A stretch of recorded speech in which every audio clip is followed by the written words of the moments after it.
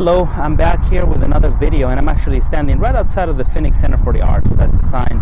Great place where we teach throughout the week, and great place actually for a lot of community classes, art classes. Also beautiful place here in Central Phoenix. Phoenix Library right on that side. Probably the biggest library here in Arizona, and so I just wanted to go ahead and do a video. It's been a little bit of time again, and it's just been busy, but grab a couple of things, and so I've been actually I'm gonna be testing out this today. So this is the Reticam, that one there. This is a handle for the Reticam, I think that's how you pronounce it, Reticam cell phone mount. So I'm gonna go ahead and be switching to that because I bought it so that I don't have to be holding my cell phone with my hand and then getting my thumb in the shot sometimes. So let me go ahead and switch it now. All right, I'm back. So I really like this handle because now you can mount it on the Reticam smartphone mount, and you don't have to be actually grabbing the cell phone. Really useful, again, for whenever you're shooting video, quick video, for a vlog, for a YouTube channel, something live like this, and it works really good. I wanted to go ahead and also share some of the updates. There's been so much stuff ever since CES 2016. There's been so much, even with the announcement of course, this action cameras from Nikon, which is that 360 camera that I'm really looking forward to. That's pretty much going to be something to compete with the GoPro, but it does have different design. It has two lenses, so it has a 360. It can shoot 360 imagery. So, but again, I got to go ahead and look more into it. It's not out yet, but I'm going to go ahead and check it out as soon as it comes out.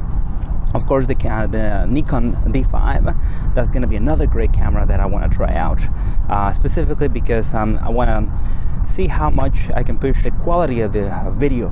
Camera right now is very hyped up because of the ability that you can expand the ISO to, I believe, 3.2 million, which is the very first time that we see that, as far as I know, that I see that on a consumer camera. So again, those are really cool things that came out of CES. I didn't do a review fully on that because a lot of my colleagues, that were there on the ground, they were able to cover a lot of great things. And actually, a lot of things really get updated so fast. Like even within a week or two after CES, there were some limitations on the Nikon D5. It could only shoot like 3 minutes on 4K on the highest quality, and now there's already a firmware update coming up. So, things of that nature. Just technology gets updated so fast. But the newest one, of course, right after the Nikon D5, then we got announcement of the Canon 1DX MKII. And looking at the specs, it looks really good. I still would not shoot it primarily for my video as a video camera, even with the new capabilities that are shooting 4K at 60 frames a second, has a very nice advanced autofocusing system, and then of course it's still 20 megapixels, but again, we have seen that in today's world that megapixels really don't translate to better, higher megapixels don't translate to better quality. It really has to do with the technology inside the camera, everything, all the components going from the sensor, of course the lenses that you're utilizing, the profiles, making sure that you have a high dynamic range. There's a lot of great things that go really into getting high quality video out of a camera. The camera itself is really powerful. It's a monster, and even though it doesn't have some of the advanced features that the Sony cameras have, but I really like it. So let me go ahead and have here be a little bit shaky as I'm going through a few things. So I have here, of course, one thing was that now they added a touchscreen. I remember years ago, Canon didn't want to add a touchscreen to their cameras, and it was just because the touchscreens, I guess that maybe they weren't as good. They weren't as good quality, maybe durability wise, but now they're going to be adding a touchscreen to this one, so that is really cool. Another thing, of course, shooting 4K at 60 frames a second, that is really nice. So that's a really nice and welcome feature. I really like that because, I tend to do a lot of slow motion, and you want to have that capability. You don't want to be capped at 24 frames if possible. And I really like the megabits per second, the bit rate. The bit rate of that was pretty impressive. If I recollect, was like 800 megabits per second. That is pretty high. That's pretty high quality. A lot of data being recording into a single, every second. And I think that was a 4K, the highest quality. Then of course at the 1080p, I believe that it does 120 frames, which is really nice. And then it also, I think that one was at 320 megabits per second, which is still pretty high. I mean, considering that you know, great cameras like the A7S, A7R2, I believe that their bit rates, you kind of cap around 100 megabits per second, I believe. Again, it's a different codec that they use. It's not as big as heavy, but you know, for whenever you need quality, you want to have it there. And I've always liked the Canon cameras. After I've been testing the A7S2, A7R2 for a few months, I really miss the feel of DSLRs. And just simply, they're not as fast as focusing. They're not going to be your very first choice to always have. If you can have a nice higher end Canon and DSLR with your lenses, they're still not as fast. They're just not as ergonomically also designed for you to be like using it all day long. But I still definitely miss the DSLRs. Utilizing them for most of my work, it was really a pleasure. It was just a lot heavier cameras, a lot more bulkier, and they didn't have all the features that you utilize on the field. Next I have, so I was, one of my colleagues just shared this with me the other day, and this is really, really cool. This is a new company called BokehFire, and what it does, it allows you to rent lenses, but it's a little different. It's a subscription based, so it's kind of like Netflix. You can go ahead and just pay every month, and there's a couple of plans. There's one that is like the normal one, let me see, it's like 125, and the other one is 225.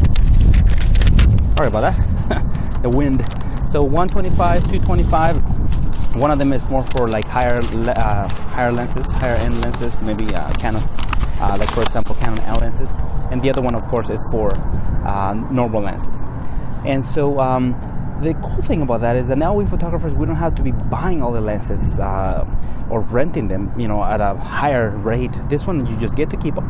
For as long as you want, and then you can return them, just like Netflix. You can get a DVD in the mail with a pre-labeled box, and then you can go ahead and then return it whenever you don't need, you're not using it anymore. And wow, that branch was awfully close to my head.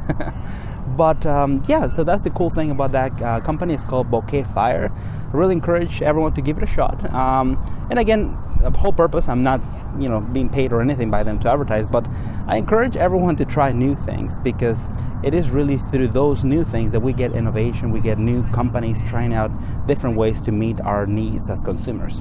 So check it out. If you have a need, you can try it out. It's not, comparing to buying a lens, it's really not very much, and they're taking a high risk. So that's something that is really commendable. You just sign up, and then you can start getting your lenses in the mail and return them whenever you want. So you can actually include that in the price for many jobs for clients too. So it's a win-win situation. All right, and just to finish up, I have a couple of things. So of course, things that I've been working on. I've been working on, well, I recently filmed an Indian wedding, and it was very, very fun. I was helping one of my colleagues, and his daughter was getting married, and he said, you know, can you help me out, because I'm a professional videographer, and can you help me out this time? And I said, sure, I'll go ahead and come and help you. And so he taught me how to shoot an Indian wedding, which is very, very different. It's pretty much the main difference is that you got to keep shooting. You got to have cameras that just keep shooting. Shooting with a DSLR, it will not really be very, or a DSLR does not go over a 30-minute limit, because the 30-minute limit, of course, that we have imposed because of tax regulations for photo cameras. Video cameras do not have the limit, but they're on a different tax regulation bracket. But of course, you know, for DSLRs, you definitely want to be careful with that, because it will stop every 30 minutes. And shooting an Indian wedding, you need to continue shooting all the time. The most important thing is not that you're going to be in front of people, you know, blocking them. It's the most important thing is for you to record the ceremonies. This one in particular had 9 ceremonies, and it's just very, very fun, amazing experience. I had a lot of fun. I actually shot with the Ronin M as well. We shot with the Inspire 1. It was great. We did a really nice production, and it was just, you know, quite a bit of work, but at the end we were rewarded. It was amazing food. So that's things that I have been working on. Also, I got this book not too long ago. This one was recommended by one of my colleagues who's a film director, and I'm going to be reading it, and I'm going to give you guys my take on that review. This way you guys, you know, get highlights out of it. And as with everything, any book, if you can just get one knowledge of information, one nugget of information, it's worth buying the book.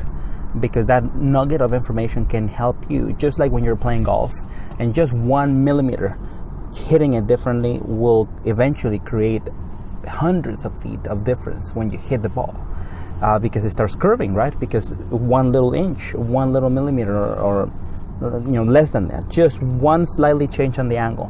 And that's the same thing with life. You want to go ahead and always be reading things, increasing your knowledge, because as Warren Buffett says, the more you learn, the more you earn. And not only that, but to make you a better person. So if I can get one piece of one nugget of information out of this book, it was definitely worth reading it. So I'm gonna go ahead and read this and give you guys my take on that here soon. I also recently went over, so I'm studying very successful. Pretty much you always want to go to the top. Study the most successful people that you can find. And usually I come across things online, and so I started studying about Denzel Washiongton. And then I came across 10 points that he recommends. And so I just wanted to go ahead and share with you guys this, because this is really, really cool. So dreams need goals. So you need a goal, otherwise it stays a dream. Something that he talked about. And so and goals need discipline and consistency to be achieved. Number 1, very, very important. Number 2, aspire to make a difference. It's not only making a living, making money, but make a difference in the world. And as one of my mentors actually tells me, he says, how much impact you can have in the world, because it's very important for you to change the life of others, and for you to also be helping back, giving back to the community. So, reach back and pull someone else up. Each one need one. That was Denzel's second point. Each person needs someone to be pulling back up, because as you progress and as you become successful in things, or you try things and they work for you, help someone else. Third one is ignore opinions of others. Denzel was talking about how it's important that if you always care about the opinions of others, don't make that a reality. It doesn't have to be your reality. Just simply move on, continue moving forward, regardless of the opinions of others of what you're doing. Stick to your guns. One thing that Denzel was talking about is that he was proposed a role in a movie. He was going to get paid, I think, about $300,000 to shoot in that movie, either $300,000 or $6,000. He didn't like the role. He didn't feel comfortable with it, and so he passed it on. And somebody told him, the first 2 to 3 movies that you make are going to be the ones that are going to set your stage, where people are how they're going to know you. And so he was very careful, especially in the beginning, to select his roles in movies. And so a few months later, then he was given a much bigger role for one of his very first big movies. I think it's called Cry of Freedom, or something similar to that. I'm going to go ahead and fix that on my post. I'm going to put the title here, maybe a poster. But that was a big hit movie for him. Had he been busy working on the other one that was not so good, and it was kind of an iffy movie, then he would have missed out that opportunity. So stick to your guns. He always recommends, when you have a gut feeling that it just doesn't sound right, you don't have to do it. You have the final decision, and no one really looks out for you as much as you do. So stick to your guns. Number 5, bring your dreams to life. And he goes about how there's actually an example that Les Brown gives, that he tells you that when you go to your grave, it really depends how many of those dreams, they're going to be kind of your ghosts around your grave, and they're going to be like, we came to you for you to give us life, and you did not give us life. Now we're going to die here with you in your grave. So how many ghosts are you going to have? And so, make them a reality. Bring your dreams to life. Otherwise, you choose how many ghosts are going to be around your grave. Very interesting. Very interesting thought. Share your gift. Something that Denzel tells us is that some people have the gift of compassion, people skills, being able to motivate, be leaders. Some people have the gift of money, and he calls it that, the gift of money, that you're able to make money easily and help others. So always share your gift. So that's number 6. Working hard. He said that he didn't, kiss up to anyone's butt. He didn't, have to compromise his values. Denzel is one of those actors that I really admire. And when it comes down to leadership, I think that he is a man of integrity. And again, it's because he worked hard. He worked hard for his success. Fall forward. There's nothing there's nothing good nothing worthwhile unless you're taking risks. And you know, people say it's like, well, I want to have this to fall back on, and he tells you, well, you got to take risks. Sometimes you got to take risks where the only way you're going to fall is forward. There's nothing that you're going to fall back on, nothing at all. And so that is what makes life worthwhile. And that's how, you know, many people are the recipe for success is take risks. The more you take risks, the more you increase your failure rate, the more you will increase your success rate as well. So that is something very important. So that was number 8, fall forward. A couple more. I think there was, let me see.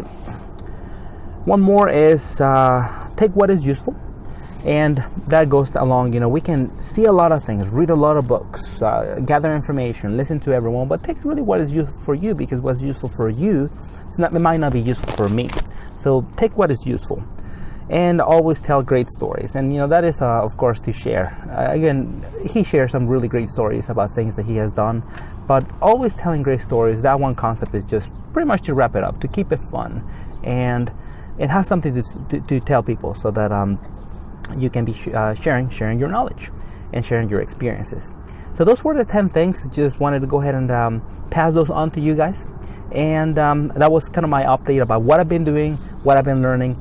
Hope that you guys find it useful, and I'm gonna keep you guys posted. Now that I'm feeling better, I also had another cold. It was just kind of you know, the weather and, you know, different things going on, but feeling much better, and I will see you guys soon.